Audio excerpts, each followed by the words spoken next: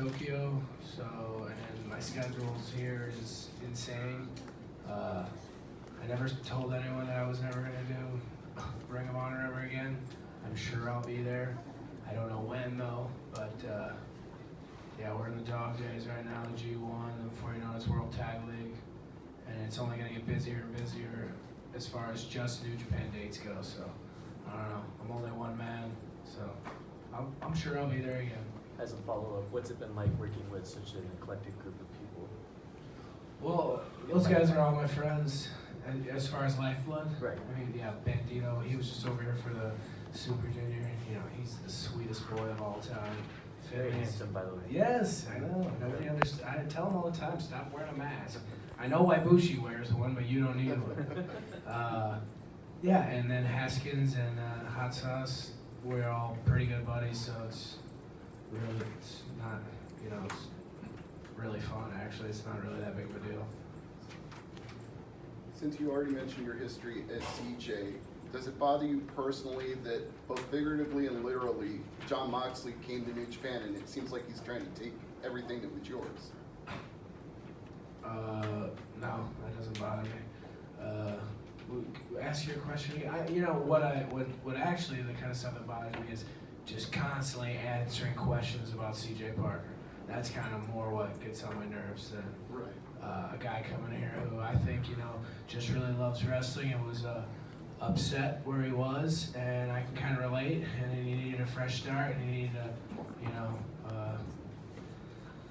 be free, and now he is, so, yeah, he took my title, but he's in my block, and I'm going to see him in a few weeks, so there's my chance to get my title back, win that match, challenge him, and see where it goes from there.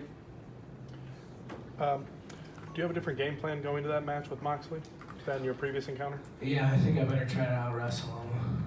I don't think I can throw him through a table or jump off. I'm not going to jump off anything. You know, my ass is still pretty messed up, actually.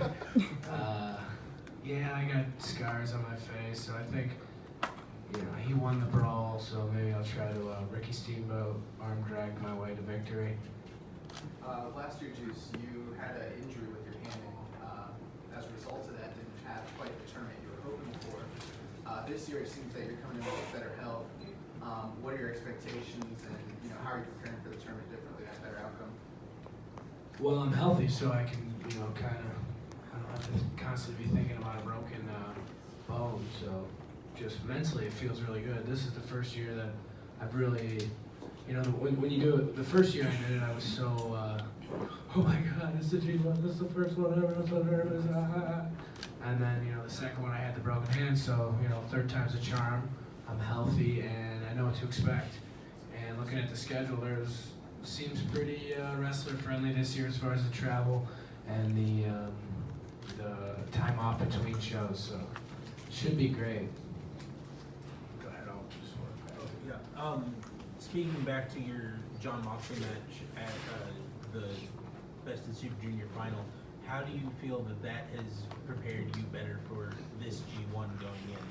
The sort of change in style that we saw in that match.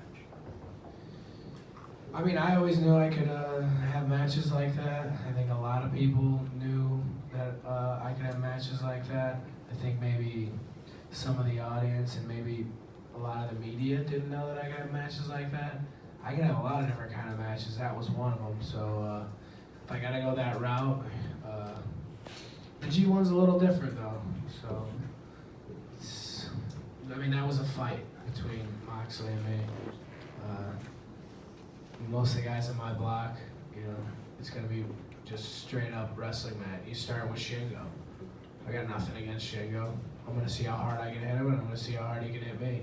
But there's really no reason for me to jump off a stage or throw him through a table or fight through the crowd. It's gonna be probably all done within the confines of the squared circle.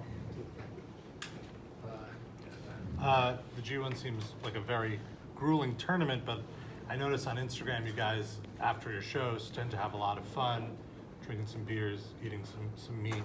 What is the typical post-match ritual, and would you be able to talk about some of your favorite bands? Yes.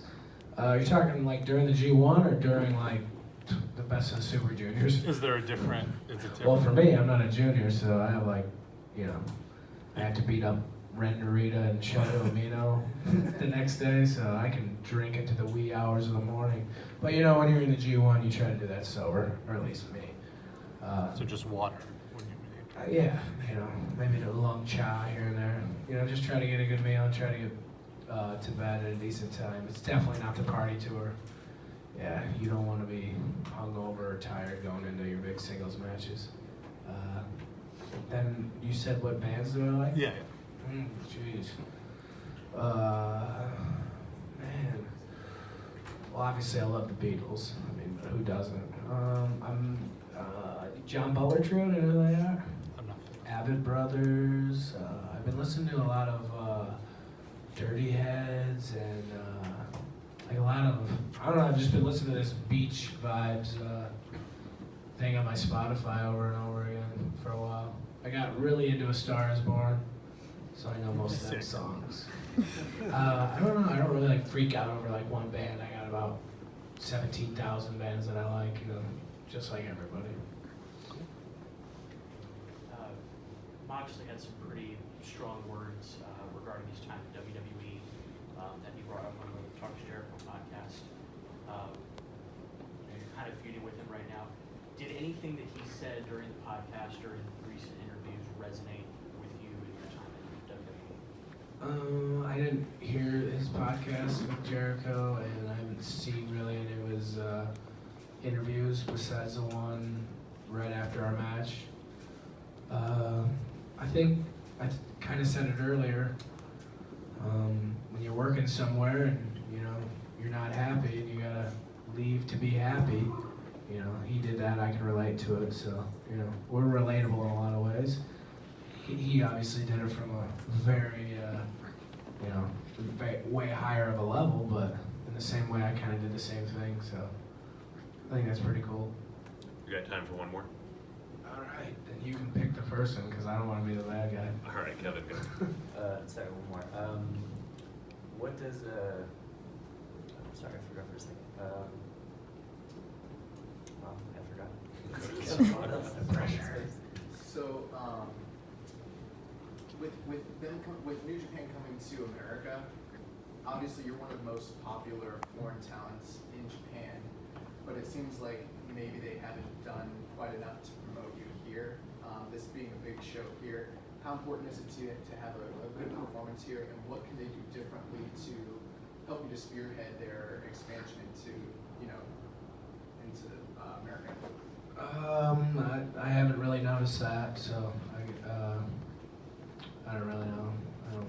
I think that they, as a company, are giving me the same opportunities that they're giving everybody else, and if a guy like Will Ospreay is a little more popular with people here, that's really fine by me. We go all over the world now, so it's starting not to matter as much. Anybody else? Good. Maybe one more. Go ahead. Go ahead. No, you go. You both can go. Juice, tomorrow night you're going to be wrestling 10 minutes from where the Sportatorium used to sit. Yeah. How familiar are you with the legacy and the history of wrestling in the state of Texas, and especially world class? Not so much. I know about the Dallas Sportatorium, of course, the Von Erichs. I know that place was a madhouse, but I'm not a Texas wrestling aficionado by any means. But it is cool that we'll be pretty close to where that was, because that was one of the most famous places to wrestle ever, I would say. So yeah, it's cool. So you ended up being pretty much the best case scenario in terms of betting on yourself and walking out and discovering who you wanted to be and coming to New Japan. Are you surprised more guys and girls haven't done that? And what would your advice be to someone who's sort of in the position that you were in, where you say, I don't want to be here, I'm going to go find myself elsewhere and find that success? What's this? Obviously everyone's going to have a different life experience, but what's your advice to someone who is putting their body on the line and they're not happy with what they're getting out of their employer and looking to go elsewhere? Yeah, get out of there. Don't work there if you're not having a good time. See, because wrestling is such a fun thing, and if you're doing pro wrestling and banner that you're doing it under makes you stay awake and not get sleep at night because it pisses you off, get the hell out of there and go work for somebody else. Unless money's your thing and you need to make a certain amount of whatever, I don't know. Money was never my thing in this. I wanted to do this because it was fun, and I think anybody that has that feeling should leave. And I think you're seeing it a lot more lately. People are just like, wait, what? Why do I have to do this and be pissed off? You don't. So get on out and do your thing. Good?